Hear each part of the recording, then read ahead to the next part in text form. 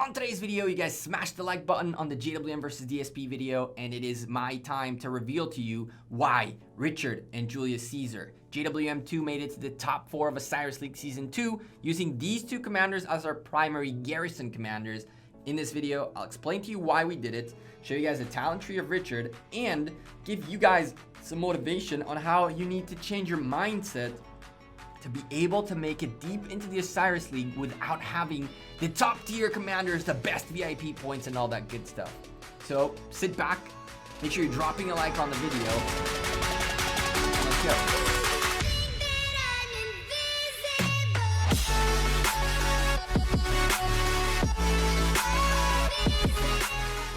YouTube, welcome back to Gekko Gaming. Just a quick reminder, I'm a sponsored content creator by Rise of Kingdoms. If you enjoy the content, make sure you smash a like on it, and of course, hit that subscribe button and turn on the bell to get a notification every time we upload a new video. 70% of you are not subscribed. Welcome to all of you new viewers. I hope to earn your subscription today, but enough of that.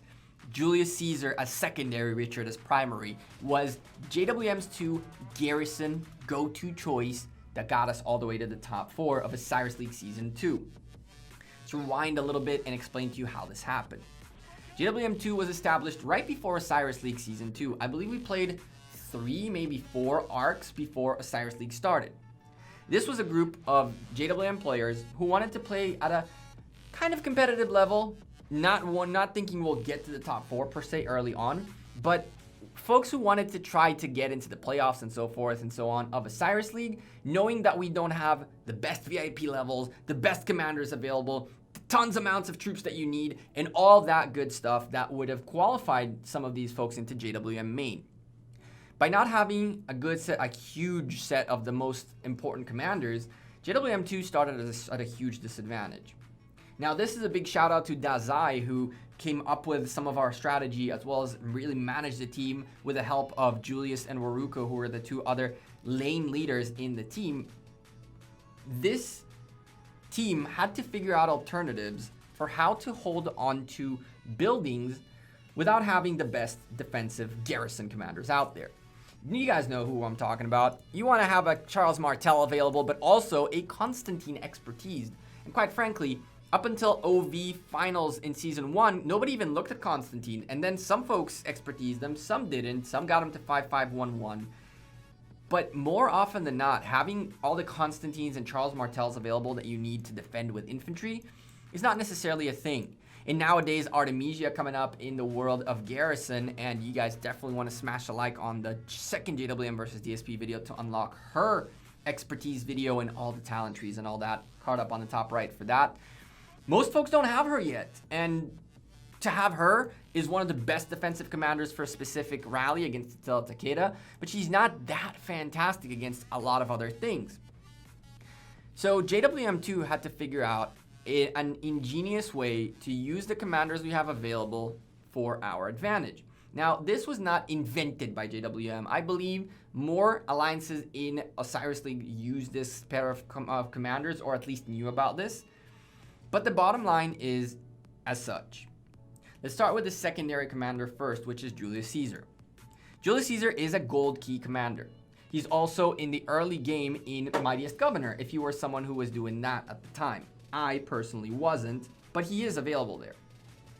On top of that, he is one that you can buy the daily chests of, and the bottom line is Julius Caesar is very available in the game to get at least to a 5.5.1.1 scenario. I bet if most of you open your box, your commanders right now, and you've been playing for, let's say, I don't know, 3 KVKs, you probably have him at 5.5.1.1 just from the gold keys that you have available, and some of you might already have him even expertised. At 5.5.1.1, Julius Caesar is a fantastic secondary commander, and this is why. Julius Caesar has 2 very important skills. The first one, for the next 5 seconds, increase the troop attack and defense of your troops, and increase all damage by 30%. So attack and defense 20% and 30% damage to all troops, all types. You get where I'm going? The same goes for here. Reduce damage taken by Caesar's troops by 10%, all types of troops. When Caesar's army has been reduced to 60% or less, of units, he will have a 10% chance to further reduce damage taken by 30% for 3 seconds. Whenever his army troops are attacked, effect can only be triggered once every 5 seconds. Realistically, in Ark of Osiris, when you get rallied, you also get swarmed. And when you get rallied, you're getting hit every second.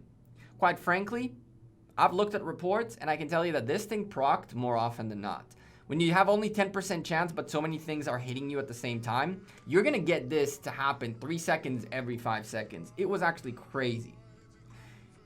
Now, the unfortunate truth is that the best defenders out there, being infantry as the more tanky ones, are also the slowest slowest types of troops on the field. And quite frankly, you don't necessarily always have all the types of troops you need exactly at the same place, exactly at the same time. The one type of troop defense is the ideal type of defense, but it's not very friendly in Ark of Osiris because there will be moments where your infantry need another few seconds to get there. Your cavalries are already there, your archers are already there, but the building will go down before the infantry will get there.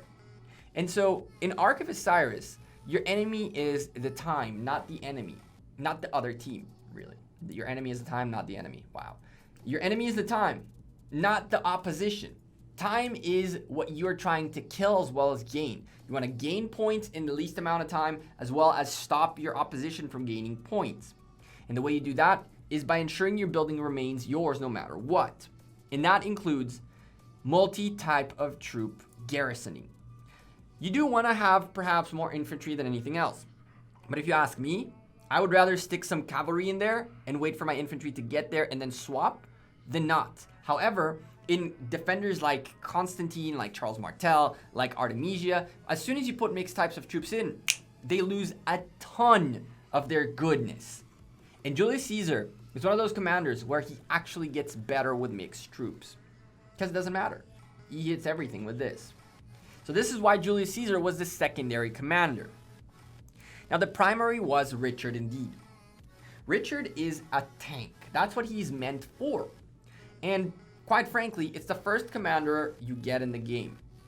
Beyond the regular gold key ones, he's the first wheel. The vast majority of players have him expertised because he's a great tank. And when you start playing the game, quite frankly, if you have the ability, you max Richard, then you max Yi Seong-Gye just because Richard comes in first. However, you usually max Yi Seong-Gye, then go for Richard, and then continue on with whatever happens. So Richard expertise is something that's fairly more available than a Constantine expertise, for example.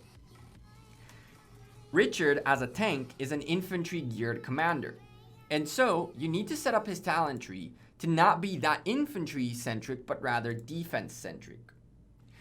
With his ability to heal a stupendous amount, damage reduction, and on top of that, damage taken reduction, counter damage bonus for all types of troops, not an infantry thing, it's all types of troops. In here, you get a little bit of infantry love. But in here, again, healing enhancement for everything. The bottom line is that this commander is also fantastic for mixed troop defense. And this is how he's set up. Yep. A tank that is focused on garrison, focused on defense of all types of troops. And then, of course, with the few points that were remaining, went towards more infantry health. So you do want to stack him with a little bit more infantry if possible. But it's okay to have cavalry in as well.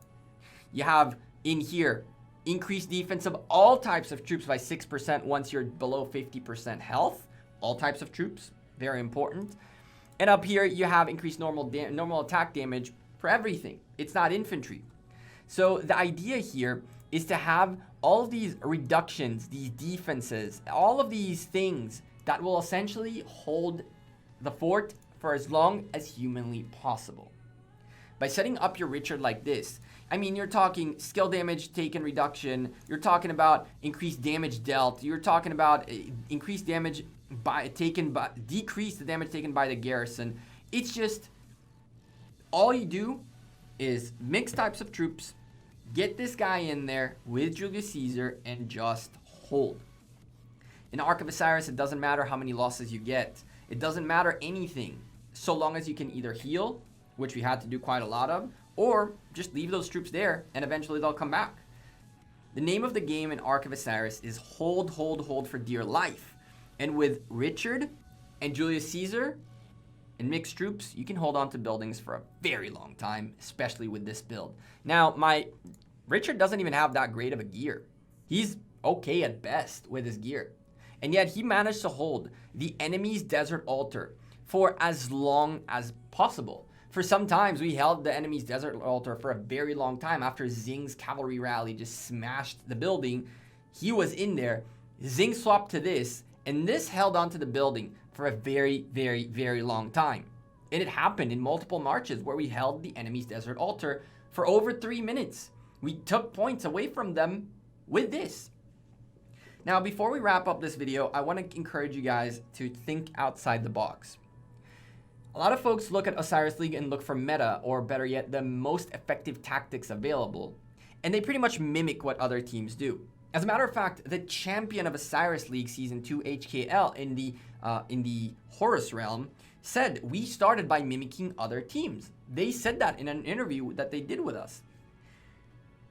Mimicking other teams is great, but you also need to be able to think by yourself outside the box.